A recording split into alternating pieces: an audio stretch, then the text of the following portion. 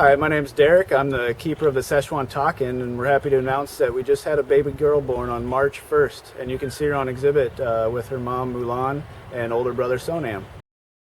On that day, March 1st, it was pretty cold outside. I think it was low to mid 20s, and it was also snowing. But like our American bison that are also on exhibit, they have some pretty good adaptations for surviving cold weather. They have really large nose cavities, which actually warm the air before it reaches their lungs. Their thick coat actually produces an oil too, which acts as a filter for wind and rain. So they're able to block out a lot of those environmental factors during cold weather.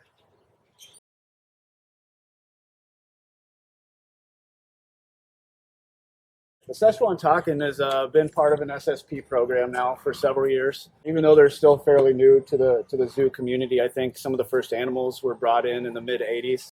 Since then, they've been hardy in the States, being able to reproduce at pretty good numbers. Being that they're from the Himalayas, a lot of their environment is very hard to get to. So not a ton of research has been done about their actual numbers in the wild. But in China, they're considered a sacred animal, trying to protect them as best they can. It's pretty customary that a female usually gives birth to only one offspring. It hasn't really been documented to give birth to multiple offspring. Sonam and Mulan and the baby get along pretty well.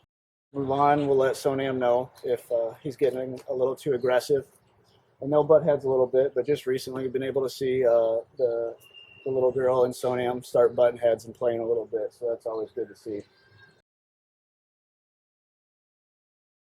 Although we don't have a name picked out for our baby girl Takin yet, you can actually help name her. 3 names will be selected by keepers, be put out in front of the exhibit here, which you can donate money into one of the boxes, and the box with the most amount of donations will be the name chosen. So these will be out here throughout the month of April, and all the proceeds from this naming contest will be going back to Takin conservation through the Smithsonian Institute.